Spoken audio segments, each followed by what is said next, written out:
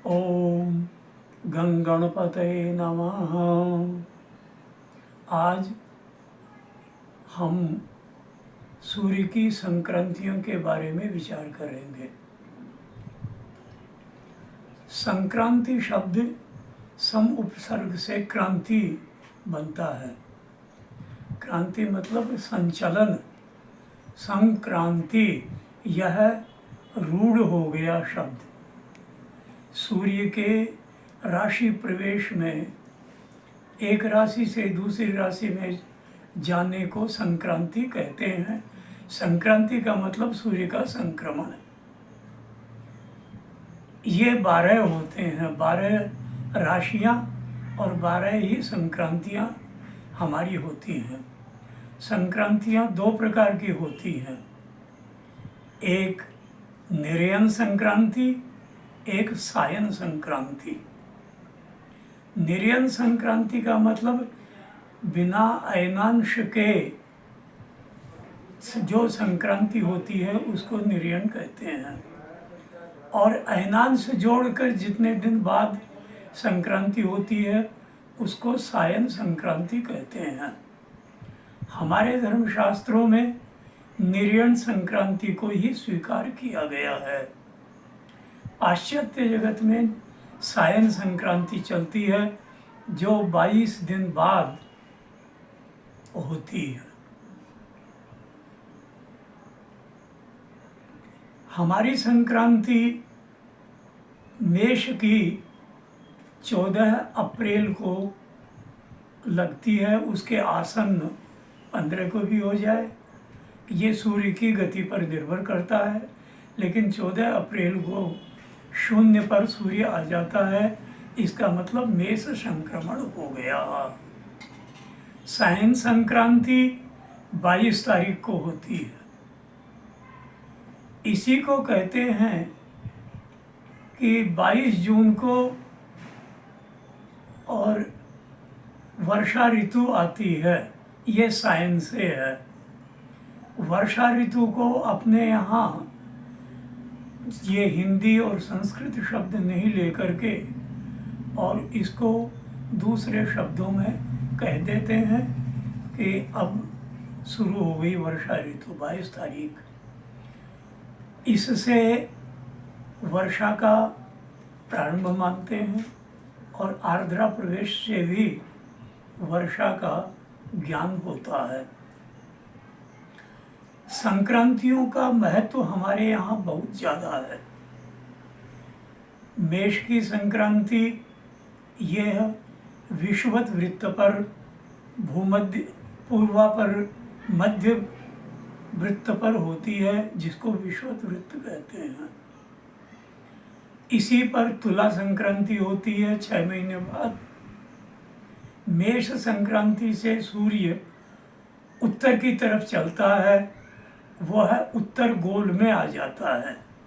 इस ब्रह्मांड को ज्योतिष शास्त्र ने 2 गोलों में बांट रखा है।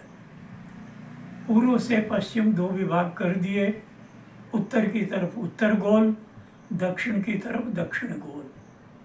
उत्तर गोल में सूर्य जब आता है तो मेष, वृष, मिथुन राशि के अंतिम अंश तक यानी 30 अंश तक वह उत्तर की तरफ चलता है, जो लगभग अपने हिसाब से 90 दिन पूरे होते हैं।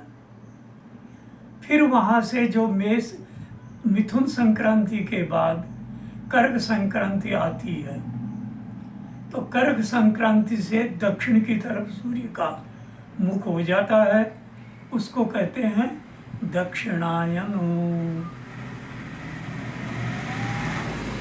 3 महीने तक वह आता है। मेष, कर्क, सिंह, कन्या पर पुनः विषुवत पर आ जाता है। वहाँ से अब दक्षिण गोल की तरफ चलेगा। उत्तर गोल में सूर्य राशि तक रहा। अब तुला संक्रांति हुई, उसके बाद तुला, वृश्चिक, धनु संक्रांति तक वह दक्षिणायन की तरफ चलेगा।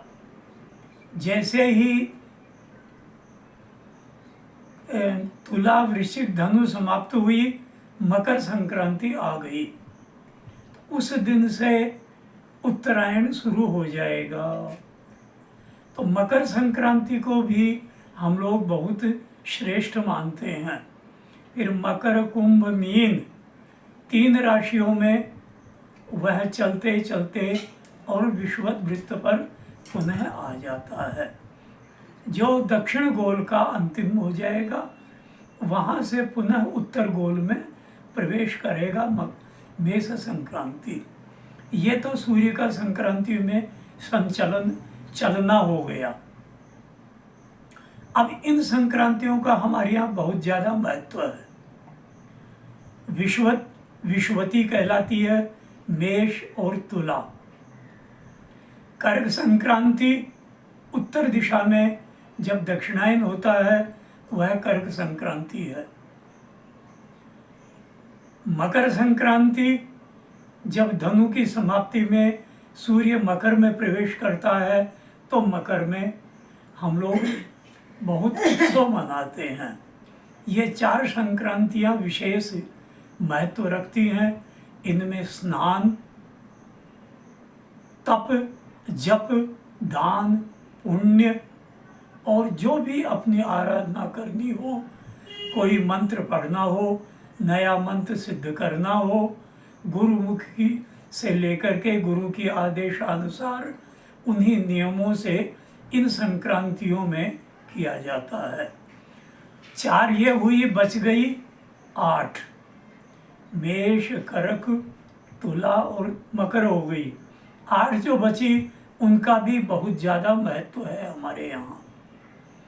जिस दिन संक्रांति लगती है, चाहे वह मेष की हो अथवा वृष की हो, मिथुन की हो, कर्क की हो, सिंह की हो, कन्या की हो, तुला की हो, वृश्चिक की हो, धनु की हो, मकर की हो, कुंभ की हो या मीन की संक्रांति हो, सभी संक्रांतियों में उस काल में दान, स्नान, दान, जप, तप, पुण्य, मंत्र जप, स्तोत्र जप, ये सब किए जाते हैं।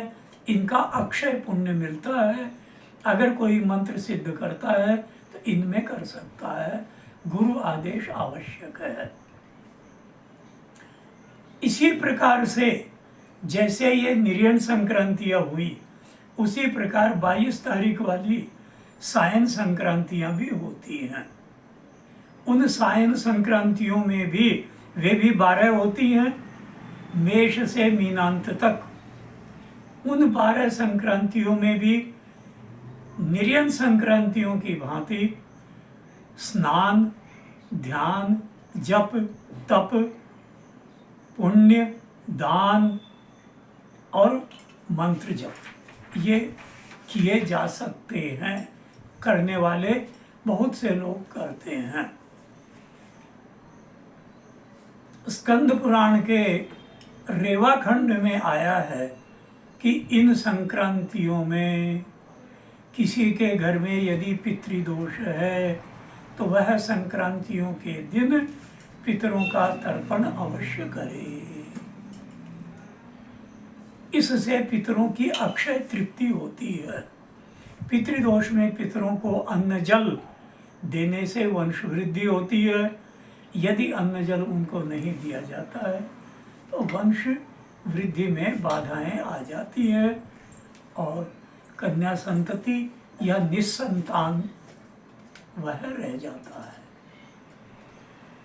इसके अतिरिक्त पितृतर्पण के लिए उन्होंने एकादशी, पुण्यतिथियाँ, अमावस्या, पूर्णिमा, विशेषकर व्यतिपात प्रत्येक 27 दिन पर आता है। कोई व्यक्ति यदि इन चीज़ों पर ध्यान दे और व्यतिपात में भी पितृतर्पण करना चाहे तो विद्वानों से, पंचांग के जानकारों से इसकी जानकारी लेकर के और व्यतिपात को विद्वान ब्राह्मण को बुलाकर पितरों का तर्पण करना और पितृभोजन कराना, यह अत्यंत पुण्यदायक होता है। ओम शांति शांति शांति।